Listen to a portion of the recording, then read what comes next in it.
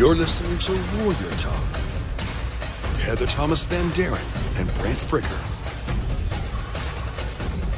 Get inspired. Be empowered. Warrior Talk. We're back. Welcome to another Warrior Talk. Get inspired and be empowered. You know, there's nothing going to stop us, guys. This is a day of celebration. We've got things to talk about, and we're glad that you're here with us. And so we're going to just get right into that. I'm Heather Thomas Van Deren, in case you didn't know, and I am here and very thankful for my co-host, Sir Brant Fricker. How you doing? Oh, lady Heather. Well, I'm better now. We thought we were going to have to reschedule, and but you got two different broken pieces working at the same time. That never happened. No, out of the blue. But I'm really happy to be here. You know, I'm battling even right now on my end, but obviously we're on the right track. We're doing something right here. Yeah. We certainly are. You know, the last couple of weeks we have really enjoyed because we have covered some information that you guys may not have known about, especially about Jesus through Dr. Ron Charles of cubitfoundation.org. Cubitfoundation.org. And go back and watch those last two episodes. They will really enlighten you and encourage you with information and facts that you may not have known. And this week has already started off crazy, Brett, not just for us, but for the whole world. For the whole world, yeah. But, you know, God's not surprised. He's not surprised. Yeah. He laughs at the nations. You know, the scripture, why do the nations rage? And he moves them about like a chess piece, but he is in control. And so, folks, you know, if you think you can control anything, you can't. But God is in control. Aren't we glad that he's in control, Heather? Yeah. Yes, because I certainly would want to be. Well, that would not end well. Yeah. Well, it just goes to show that you go with what you know, and you trust the process, and you have the warrior mentality, and that is, hey, it doesn't matter. It doesn't matter if the whole world's falling apart. You can only stand on one piece of ground at the same time. You know, That's that solid rock, man. Yeah. You just keep going with what you know. That's right. And don't panic. Yeah. And don't worry. And you know, worry's a sin. And although I did panic a little bit this morning about these cables that were working, you know, I'll ask God to forgive me about that right now. So it's all good. And we're going to actually revisit a really wonderful topic that we had back in, was it 2024, Brad? We've been together over 3 years now. Yeah. You know, and a lot of things can transpire over 3 years. A lot of things can change and a lot of things stay the same. But today we're going to revisit an episode called Cut the Head Off the Snake. What do you think that's about? You know, Brent, I've actually heard that term mentioned a time or two by Pete Hegseth. And I thought, wow, that's a coincidence, isn't it? Mm-hmm. But, you know, as warriors, we have to be willing to do what we can to keep peace in our little corner of the world and to support those that are out there fighting for us. And we're going to talk about that today. This Cut the Head Off the Snake, Brant, was a lot of your deal. You're no stranger to this topic. And so I'm going to let you address a little bit about that. But, you know, guys, it's time to sharpen your sword and to be ready, covered in the full armor of God as described in Ephesians 6. And that's ultimately what this is all about, is being conquerors through Christ. Yep.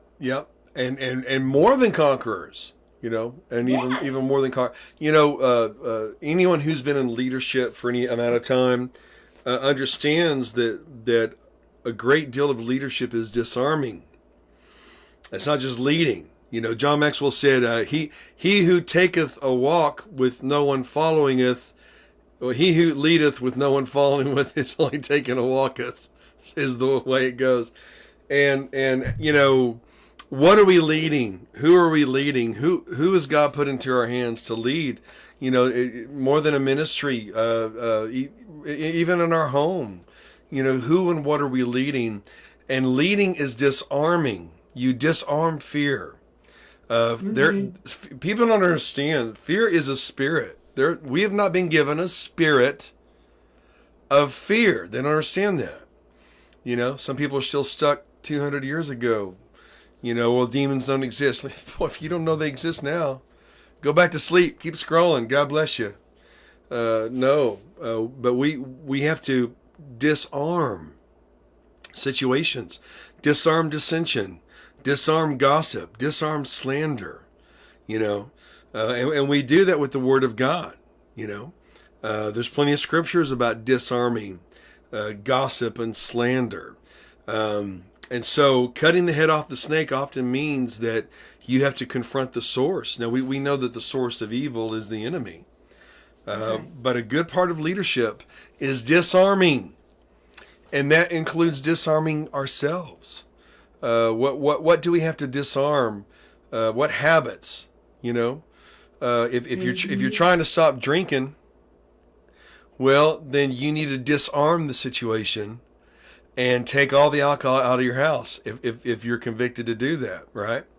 If you're being led to get out of a bad, toxic, self-destructive, destructive relationship, well, you have to disarm that by making a decision. The word decision literally means to cut. And talking about cutting the head off the snake, there's so many things that we deal with, so many distractions we deal with, that we need to disarm those things. You know what I mean? But even in the garden, the serpent was a representative of evil. He deceived Eve, and we could talk for years about that. But God was telling the serpent that her offspring will be at war with your offspring. He will strike the heel of humanity. That's the bottom line. God's curse on Satan. He's been the enemy of all humanity. And we're seeing in the world stage all of the factions of communism, toxic feminism, transgenderism, which is Baphomet worship, the killing of children, which is the worship of Baal and Moloch, every evil thing. And a good signature of all that is strife. The Bible says where there is strife, there exists every evil thing. And so that's why starting with ourselves and leading yourself and in your relationships and in your life and in your extended relationships, even in your ministry, you have to cut the head off the snake. You got to meet it at the source. You can't put a Band-Aid over a bullet hole. You've got to confront. I'm a confronter. And when that's why I didn't fit in the vocational ministry world in my late 20s. If there was gossip and slander, I said, hey, let's get all the liars in one room. Let's dance. And they didn't know what to do with that. They were used to playing the same old games that he said, she said, or people are saying. Really, what people? You're the one saying it. So not everyone can handle that, but it is out of love that God has given us the power to cut the head off the snake in every situation in our life. Now cut the head off the snake, disarm, and not only disarm, but dismantle. Mm-hmm. Because we've got to ensure that it doesn't seep back into our lives. So we have to totally dismantle the snake. And Satan's not welcome at my house. Satan's not welcome on my property. Satan is not welcome in my life. And I have the power to reject and rebuke him. Right. You guys, we have so much power available to us through the Lord that we don't even tap into half of it. And I've learned also what you're talking about. Call it what it is. Just stop things before they get started. even if it involves you and your feelings. Okay, I'm going to talk a little bit lacy right now. You're the leather, I'm the lace, right? But it just reminded me when you were talking, and this has nothing to do with war, but it could lead to that through your own people by letting things fester. Mhm. I learned a long time ago, and it's scriptural, that if you are offended or you offend your brother, what are you supposed to do? Get mad, talk about them, block them, off of Facebook, what all that silly stuff. No, you're supposed to go to them and say, "Hey, man, I don't know what you meant by this, but this really hurt my feelings. Let's talk about it." And the majority of the time, I have found people go, "Oh no, no, I did not mean it like that. I am so sorry." Um, there's just every walk of life, disarm and dismantle any form of evil that's trying to creep into your life. What do you think about that, Brant? Well, I think it's good, and it starts with us. For me, I don't lie. I don't lie. I never lie. Have I lied before? You better believe it. Lied my butt off. But there came a point in my life where I said, you know what? I'm not going to lie. And no, I don't want to say no one. We know people who deliberately lie. But the average person doesn't think, hey, I'm going to lie today. What they do is for various reasons, whether they're afraid of confrontation or maybe they're afraid. Nothing good comes from fear. They're concerned what That's people right. think about them, so they give a half truth, right? They don't want to, right? Or maybe they don't feel safe sharing whatever the situation is. Hey, I get it. I've been there. Mm. But there came a time where I just said, you know what? I've been hurt enough by liars. I'm not going to lie. I'm going to make sure. I'm going to put the spotlight on me in this situation, and I'm going to make sure that I never give a half truth. And there's so much going here. I'm dealing with so many people in different cities. My assignment in this life that I've chosen requires me to really be on my game, and not at just one thing, but multiple things in different cities. So I can't remember who I said what to, and I don't have to. Right. I just tell the truth. You don't have to Right. have a good memory if you tell the truth.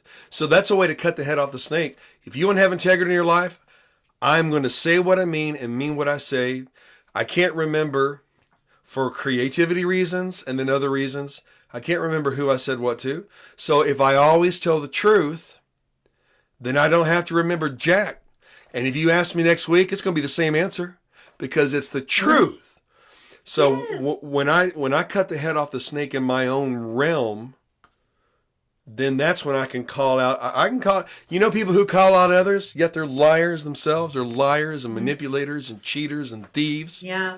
They're That's the snakes. log and the splinter. Oh boy, but they can call out, like narcissism. Boy, no one uses the word narcissist like a true narcissist because it's everyone else's fault. It's never my fault. It's everyone else's fault. The inability to see fault in yourself. But my Bible tells me to humble yourself in the sight of the Lord and he will lift you up. God, I don't ever want to hurt anyone. And I saw people in ministry tell one person this, another person this, another person this, and then people get hurt. And it's not that they were bad people, they were just cowards. So don't be a coward. Say what you mean and mean what you say without apology. And if you need to apologize, then apologize. But when you get that right, then I believe the Lord will bless you, and you can see it from a mile away. And it's okay to confront it, But we are living in a time where you better be ready to confront evil. It's all around you. And Right. if you don't think the enemy is in your church, some people still don't understand that there are covens that send witches to churches to dismantle churches. Oh, wake up, for God's sake. Where you been? Snap out of it. That's been around for hundreds of years. Okay? I mean, that's a reality, I heard a long, long time ago, oh, Satan can't be in the church because he can't be in the church where the Holy Spirit is because he can't abide there. Well, Satan was in the garden, you guys. Yeah. Yeah. He was right there with Adam and Eve, two perfect human beings created by God, and he was right there with them. He got started early. He As soon infiltrated. as He infiltrated as soon as God created two humans to start his miraculous, wonderful plan, guys. Satan wasted no time. Don't even pet the snake. Don't Yeah. entertain the snake. Don't feed it. Don't give the snake the benefit of the doubt. You've got to reject him, disarm and dismantle him immediately when you see him in your life. You know that saying, Brent, you said somebody said you can feed a snake, love a snake, and even pray for a snake. But don't be discouraged and listen to this. It doesn't matter because the snake's still going to bite you. Right, right. And don't entertain the snake, you know? Don't entertain him. Don't entertain at all. it. I mean, in our generation, back in the day, we had missionary dating, right? Well, we'll bring him to the Lord. Well, that never works out. Very seldom does that work out. But don't even entertain it. See a snake for what it is, you know? Trump was right. You know, he was right. I don't blindly follow him, by the way. Nor do I completely trust anybody. But actions do speak louder than words. I'm hearing the cowards say, well, why did we do that? Do you not understand how close they were to a nuke? Right. How stupid and cowardly can you be? We had to act. We had to cut the head off the snake. And we did that as a nation. I don't care who you vote for. And for God's sake, vote today. There are a lot of dead Iranians who didn't get to vote. You know, a lot of people who didn't wake up today. And our founding fathers, if they thought we were even entertaining voting for the very people that they fought against and bled against. But you got to cut the head off the snake. In that case, it's ignorance. It's a hardened heart. But you know, but we start, because Luke 10:19, I give you, behold, look, I give you authority to tread over serpents and scorpions, over all the power of the enemy, and nothing will harm you. And, you know, we've been given authority over that. You know, 90% of what you worry about never happens. And most of the devil's work on this earth, if not all, is done through people, through deceit and willful deceit.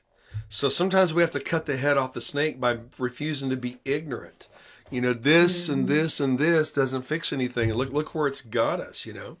But it's just really important that we really get this, that we rise up and stand for something. And sometimes, again, that means we have to stop the world and say, you know what?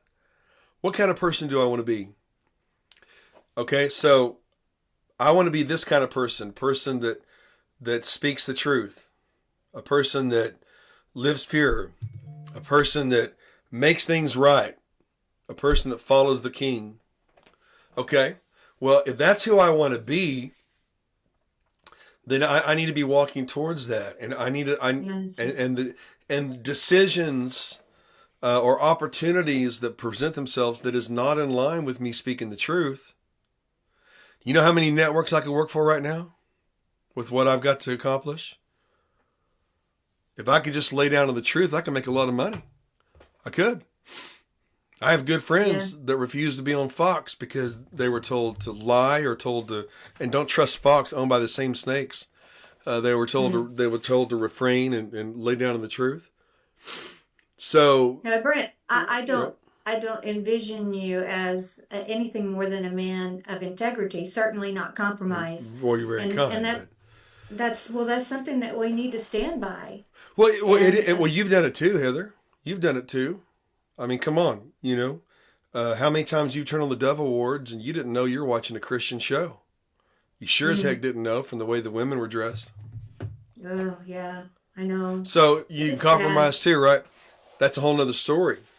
But anything that is not in line with your creed of speaking the truth, of living pure, of righting wrong, okay?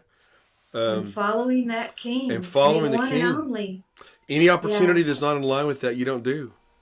And that's not easy. That's not easy. You can make a whole lot more money if you were a liar and a manipulator like the people I've known. But when you find out that money really isn't worth anything, if you realize how little your money is worth right now, folks, you wouldn't kill yourself to make it. Now, we need it, but this is a time where we cut the head off the snake, the serpent, the deceitful one. The ancient Jews believed that the serpent was Eve's best friend. I mean, animals talked to humans, and humans talked to animals. Serpent was the shining one, and that the enemy possessed the serpent to deceive Eve. Well, we'll find out one day what the situation was. But you know what? The enemy can use your friends. The enemy can use people in your circle. That's why you got to keep your circle small. You know? That's right. That's right. I love Heather. But you know what? I'm never going to lie to her. I'm never going to use her. I'm never going to be inappropriate with her or put her in a situation that's going to compromise her. She's my sister, you know. But you gotta analyze your inner circle and decide what kind of person you're going to be. There are just certain things I'm not going to do. And so, but that's deciding, right? That's deciding. Yeah. That's cutting. Yeah. That's cutting the head off the snake. And hey, Brent. Yeah. Not only that, you know, snakes make really great belts and boots. Yeah. Yeah. They do. You know, so get that sword out. Cut the head off the snake. I have a real quick story I want to share with you. There's a friend of mine. He's actually my farrier, but he is such an interesting person, and I call him MacGyver because he can go. I think I've said this before. I think I brought him up before. If anything ever happens where we're all just thrown out into the wilderness of survival, I'm going with this guy. Because he knows all the wild plants and the tree barks and the limbs, and he knows what to do with them. And he has created the most beautiful bows out of snakeskin. And I mean, he's done everything from whittling the wood down, everything, the arrows, the bows, the whole 9 yards, done it all from scratch. And there was a couple of summers ago that we really had problems here at the farm with snakes, especially copperheads. And he explained how the beauty of the skin of the copperhead is actually behind it in the meat. And if you have to have a certain slice underneath the skin to allow the beauty to come through. It's really interesting process that he does and dries the skin and everything. Well, he told me, he said, next time you see a copperhead, he says, I'm running low on copperheads. So next time you see one, he said, just get you a really sharp knife or, you know, a machete or whatever. Make sure it's sharp and just cut its head off for me and then put it in a Ziploc bag. There you go. And put it in the freezer. And I looked at him mortified. I said, dude, when I get through with those copperheads, you can't make anything out of them because they are just annihilated. But you know, that's how serious we got to be about cutting the head off the snake. We have to be deliberate at all costs. And it starts here. It starts here. You know, in martial arts, one of the arts that I trained in, rattan, with the sticks, the fire sticks, you had a pattern. Yeah. You had a pattern, you know, and this pattern is, it can be used with knives, you know, reverse grip or one reverse once, whatever. It can be used with, I mean, dude, you could kill somebody with a pencil if you needed to, okay? Wow. You really could. But in this pattern, you know, head, body, head, body, head, you get this pattern. It's almost impenetrable. And so I learned this pattern with the sticks, right? Well, I never did it with swords until I was surprised at a men's event. Yeah, we've been on the radio talking about your sword demonstration. I'm like, sword demonstration? I pass around a sword. That's all I do. Well, I had 3 days to learn how to do that with swords, and I couldn't find dull swords. I could only find razor sharp swords, and I cut my Achilles heel, and I pulled it off in time. But I never forgot that. Well, I get a call late at night from my neighbor. Her husband wasn't home yet, and that she couldn't go into her house because this snake, this big snake that was hissing and all that, was threatening her, freaked her out. Well, I had a cane that came apart as a sword. I've got more weapons than you can imagine.